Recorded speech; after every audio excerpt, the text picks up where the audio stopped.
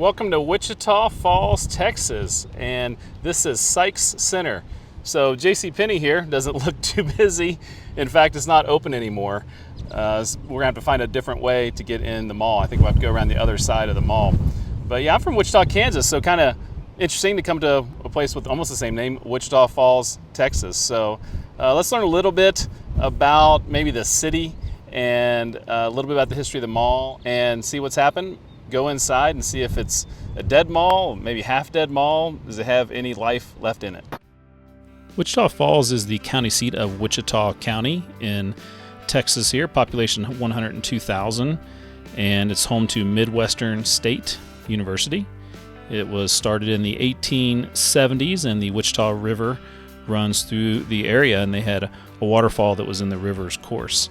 It really shot up in population in 1920 and then again in 1960, and it's been pretty much the same since 1960. Sikes Center is a 670,000 square feet shopping mall here in Wichita Falls. It was owned and managed by several different entities until 2022 when it was sold to Cohan Retail Investment Group. Now the city of Wichita Falls owns it. The mall has no open anchor stores following the closure of 2 Dillard's locations in 2022 and JCPenney and At Home in 2024.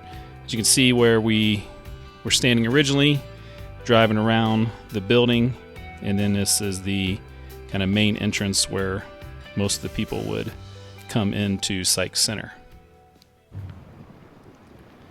So let's go in and check it out. It's got an interesting name. So plans were announced to build originally the mall in 1965 to be 368,000 square feet, so about half of what it is.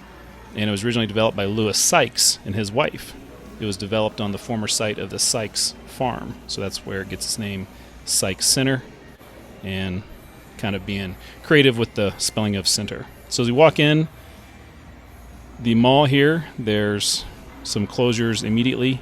A lot of times when you have the main entrance, they'll put a lot of the open stores in that area, and so there's some closures when you walk in, and then there are some stores open. So it's not a totally dead mall, but as you'll see, the further you go down the hallway, the more dead it'll be. But right here in the middle, there's some businesses. And we'll start walking down the different hallways. So it took a while to build this place. It was started in 1965, and then in 1968, they increased the floor plan area to 700,000 square feet.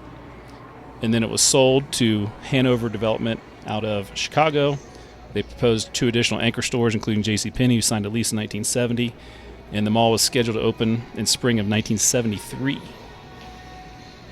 And then the site sat vacant for a little while, and it finally opened on October 30th, 1974. It opened with 38 stores, Dillard's and JCPenney as day one anchors. Beals opened in 1975.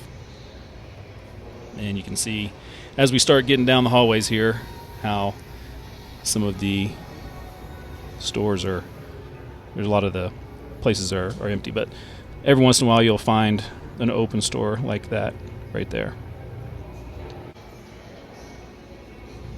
So in 1990, the mall owners at the time, JMB Federated Realty Associates, announced a new wing that would add 10 to 20 new stores and 92,000 square feet, including a Sears. I kind of like these overhead natural lighting areas. There's a couple of them here in the mall.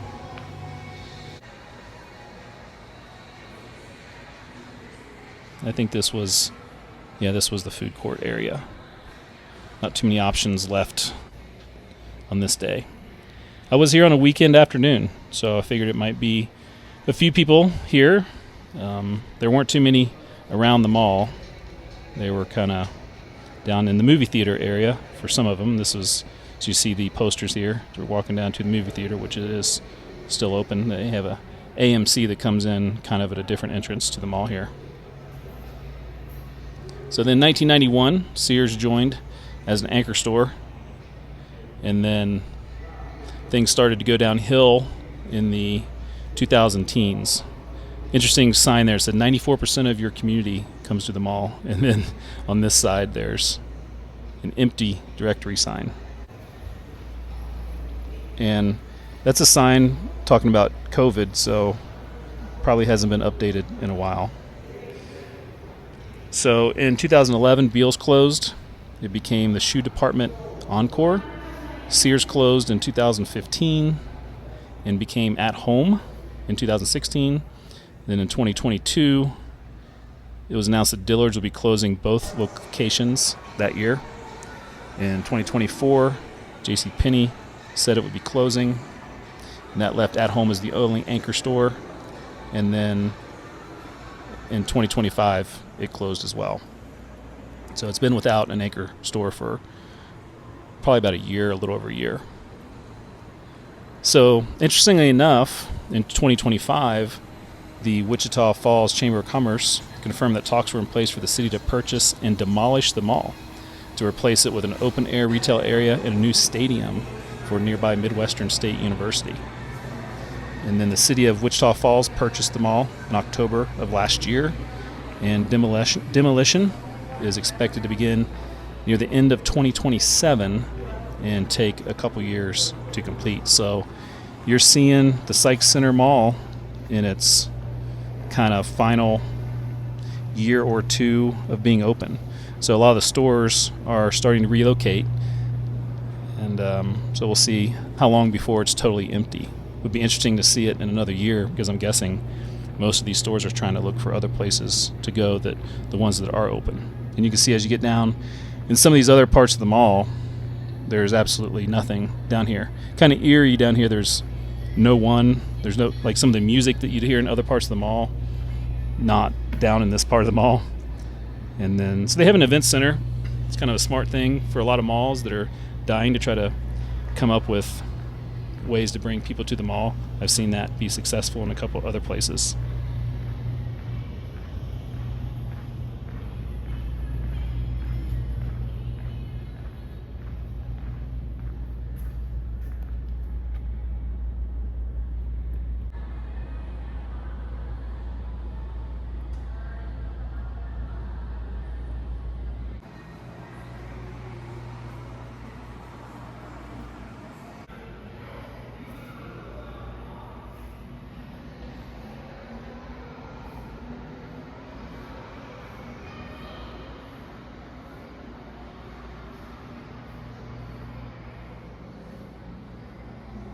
It was definitely an interesting mall to walk around and check out. Just a nice, regular mall. I'm sure it was a popular spot for Wichita Falls. You know, there's not another mall for quite a while from this city. So this would have been a happening place back in the day.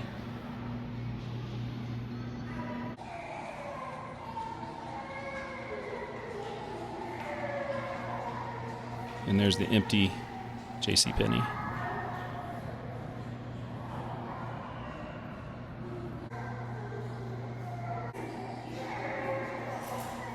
Interesting MMA location. You don't see that too often in a mall. But yeah, that's pretty much it. Interesting tour of Sikes Senter. Hopefully you enjoyed it. This will be one of the last times you might be able to see a video about it. It'll be gone before you know it. The mall is the biggest topic going on right now. So let's recap real quick.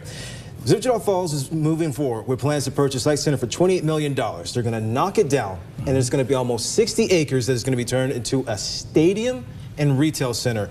Can you break down what the next steps are after, you know, what happened last Thursday? Yep. What is moving forward looking like? Key to note on that, the stadium is about 1/6 of the property. Okay. So the stadium takes less than 10 acres for it, so people get focused on the stadium. It is a massive retail development. And think when you go to a city now like La Cantera, where you've got pods of retail that you drive up. It's exciting, restaurants, retail, maybe some housing, maybe some offices. We'll have about a year of planning to getting all the public involved. What should it look like? What stores? The team will be out selling to the retailers.